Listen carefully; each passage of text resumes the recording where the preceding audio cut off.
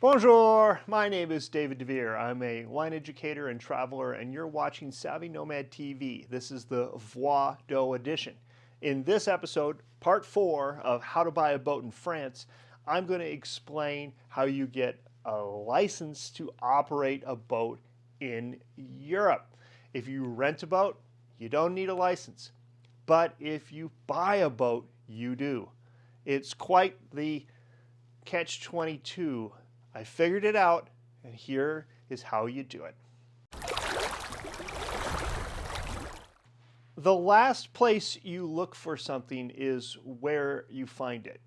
And I explored every single avenue for figuring out what I needed to do to get a boating license to own and operate a boat in France. The first place I looked was the French government. Do you even need a license to operate a boat in France? And the answer there is simply yes. If your boat has a motor, you need a license. Okay. So then I found a little side path that said if you have experience, you can convert your experience, your US license, or your other country's license to a French boating license. I thought, this is it. I found it. And so I gathered my documents. I gathered this piece of paper and this sailing charter certificate and this U.S. Boats Online course and my Washington State boater card, which the state of Washington and the country of Canada required me to have to operate in their waters.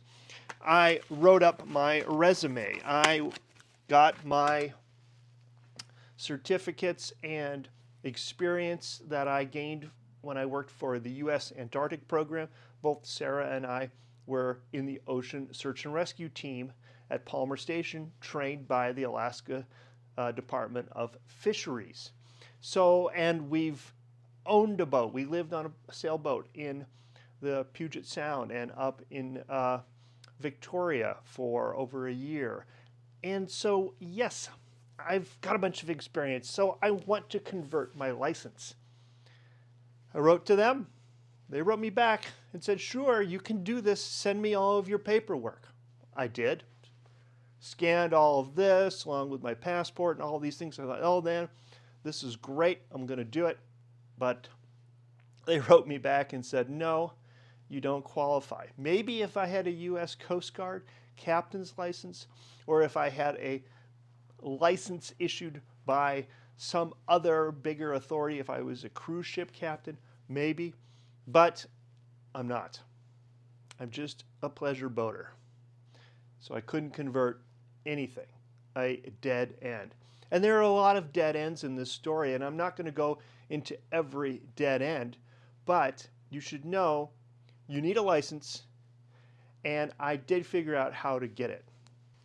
If you're renting a boat, you don't need a license. Full stop, easy peasy, don't have to think about it. Just rent the boat and off you go. But buying a boat, owning your own boat, yes, a license is required. Probably in the country you purchased the boat from. Maybe. In France, yes, you need a license. If it's got a motor, you need a license. There, simple. But not every country is like that. If you're in the UK, you don't need a license at all. Okay, that's easy. So you just show up, jump on a boat, and off you go down the Thames or up the Thames. You can get one of those tiny little narrow boats and have a grand old time with no experience whatsoever. Now in the Netherlands, you don't need a license if your boat is under 15 meters. Is that right? Yes, it is. If your boat is greater than 25 meters, you need a barge captain's license. Sort of. They have various levels of barge captainy licenses in the Netherlands. Obviously, the Dutch have a lot of water, and they really thought about this a lot. So there's no license for under 15. There is a license for less than 25, and then there's another license for over 25 meters. That's a really big boat, 25 meters. In Belgium, maybe you bought a Dutch or a boat from Belgium. You don't need a license if it's under 15 meters. There you go. If it's over 15 meters, you need a license. Simple. In France, you need a license. But if your boat is over 20 meters in France, you need a license for a bigger commercial barge. In Germany, you need a license for any inland waterway vessel. All right, so those are the licenses you need for Western Europe. The trick is that each country issues its own licensure, and it issues their own licensure to their own citizens. Well, what do you do if you're not a citizen of the Netherlands, or if you don't live in France? Can you even get a licensure? Well, that takes us to Resolution 40, the United Nations. And the United Nations set up a system called an International Certificate of Competency. I should really go this way because that's how the words International Certificate of Competency, an ICC. The ICC is set up so that each member state that signs the resolution creates a competency certificate, and then the other member states will accept that. So if you're Dutch and your boat is under 15 meters, then you can say to the German police, no, I don't have a license because I'm Dutch and it's not required under 15 meters in Holland. Oh, well, heck, that's great. Well, what if you buy a boat in Holland? Yeah, if it's under 15 meters, you don't need a license because you don't need one. Well, okay, but what if my boat's over with 16 meters? Well, now the Dutch say you need a license, and if you go to Germany, you need a license because you're no longer under the 15-meter mark, and the Germans are going to say, where's your Dutch license? And you say, well, I'm American. Rules don't apply to me. But they'll say, yes, they do. And so you'll need an International Certificate of Competency issued by your member country if your member country has signed Resolution 40. Are you following any of this? Oh, it's so complicated. It really gets into a circle. But here's what you need to remember. If you're Dutch, you need to get a license from the Netherlands. If you're German, you need to get a license from Germany. If you're French, you need to get a license from the French. If you're British, you don't need a license, but you need a license to go to France. And if you're an American, a Canadian, a New Zealander, or an Australian, you're gonna also need a license to go to France. Whew. Here's how you do that. This all hinges on Resolution 40, which I mentioned just a minute ago. Resolution 40 by the UN says that member states that sign the resolution will create an internal licensure for boating qualifications. Those boating qualifications will then be accepted by all other Resolution 40 member states. Oh, well, that sounds very practical. So, for example, there's no license required in the Netherlands for a boat under 15 meters. So you have a boat in the Netherlands. You go to the Netherlands, you buy a boat. Great, you don't need a license. Super. But you go to Germany and you have an incident and you need to talk to the waterway police, and they say, can we see your boating license? And you say, oh, no, I don't need one. I have a Dutch boat and it's not required under 15 meters.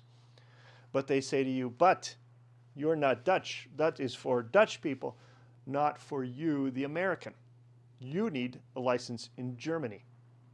So now you're in trouble because you're operating a boat without a license, and now they might require you to, in fact, they would require you to hire a pilot and to leave Germany with that pilot.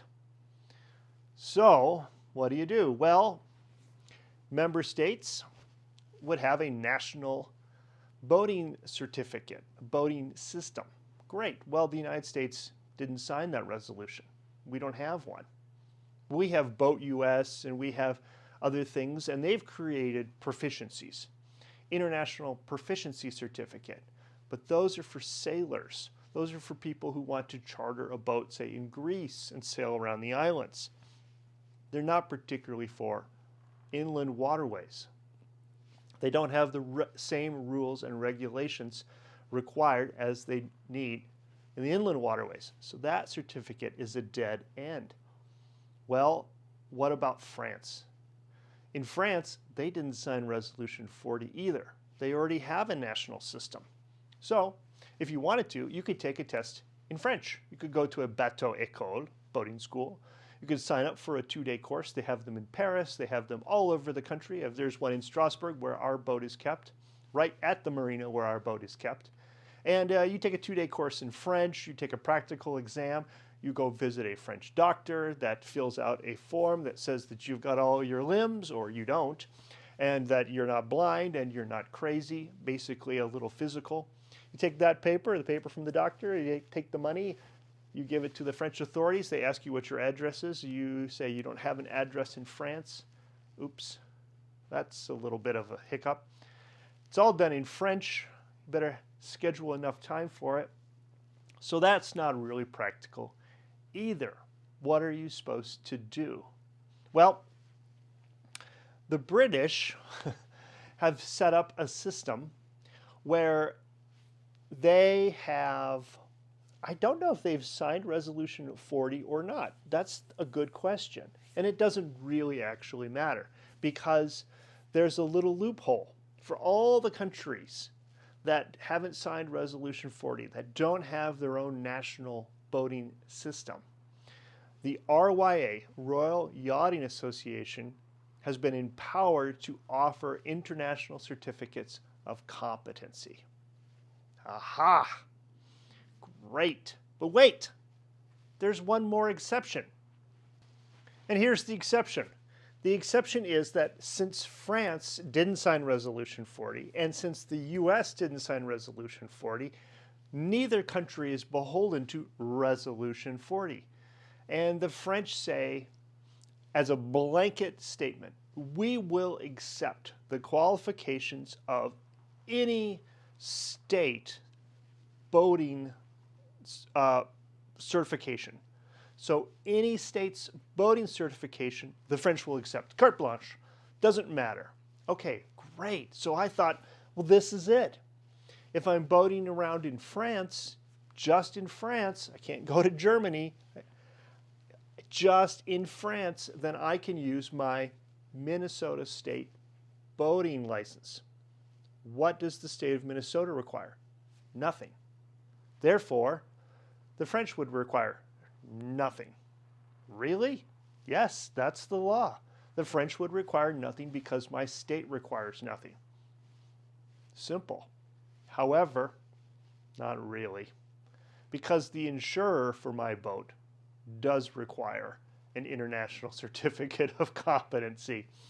So even while the government in France may not care or may require nothing, my French insurer certainly does. They want that piece of paper. There's the exception. Well, here's how you get your international certificate of competency. I've talked a bunch about Resolution 40, and it's important to know that if your country didn't sign Resolution 40, then you can go to the RYA and take a 2-day course and take an online test and get an international certificate of competency. But if your country signed Resolution 40, you must get your license from your home country, and that will be valid in Europe. Okay? Whew. That's it. Americans, like me, we did not sign Resolution 40. I don't think Australia or New Zealand did either, but I'm not sure. You might want to check. I don't think Canada did either. Therefore, you need an ICC. The RYA will issue one. You can go to one of their mini schools in and around the UK, take a 2-day practical exam, and take a 2-part online test of the CEVNI, which is CVCE CEVNI, CEVNI, and it stands for Code Européen de Voies de Navigation Intérieure. Those are all the inland waterway signs, signages, rules, and regulations, because sometimes you actually have to pass a boat on the opposite side. Sometimes you're not allowed to anchor or required to anchor. Sometimes you need to back up and sound a horn. All those rules, you must take that test, and you must take the certificate of the test. You must take your helmsman certificate along with a fee. You submit that to the RYA, and they mail you a international certificate of competency. This is what it looks like. Okay, then you're legal. Sort of. There's one last major thing to consider. The last thing to consider is boat length. But before I get to that, I just want to go over what it costs to take these courses. We took the Inland Waterway Helmsman course for boat training in Maidstone, UK with Andrew. I'll put a link to his company down below. The course cost £380. The CEVNI online exam and course book was £55. I believe he gave us a discount when we combined those two, but that's plus or minus £800 for Sarah and I.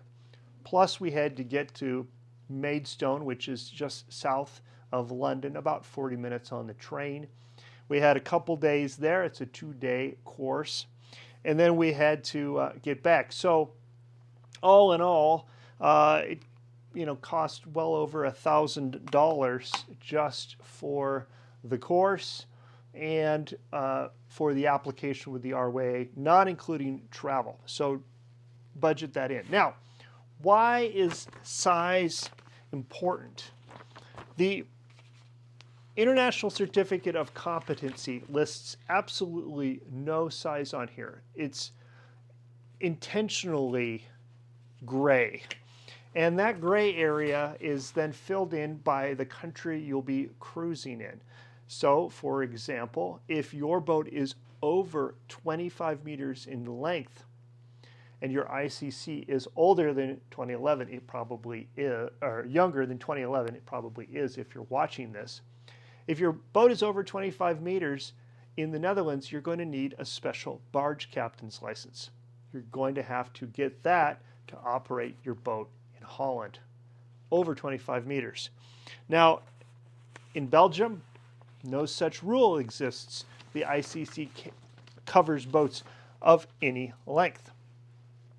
In France, the ICC covers boats up to 20 meters. If you're over 20 meters, you're going to have to get an extension grand plaisance eaux intérieures. You're going to have to get that license to operate a bigger boat. There's one company in France that I know is doing this. A link in the description to them. In Germany, the ICC will cover you to 20 meters. But in some places in Germany, you don't need a license around the Mecklenburg Lakes. And there's one major caveat to the German rules. If your boat is over 15 meters in length, you must have a pilot on board to do the Rhine. A lot of these rules I learned because I joined the Dutch Barging Association. Link in the description to them. If you're going to buy a boat in Europe, you might as well join the DBA. They've got a great database of rules and regulations. I wish I would have joined them earlier. This information that I'm telling you is in their members only area. You should just join up. It's around £50 a year, and it's run by British nationals mostly. It's a British nonprofit company, but there are members from all over the world in the DBA. There's an active forum group. You can ask questions, and it's been very helpful for me to help me figure out some of these regulations. Plus, they produce a PDF newsletter and they send a calendar around every year. So, hey, it's great. Next week, I'm going to talk about boat design, where you find boats, where you buy boats, and that 15-meter mark. It's really important.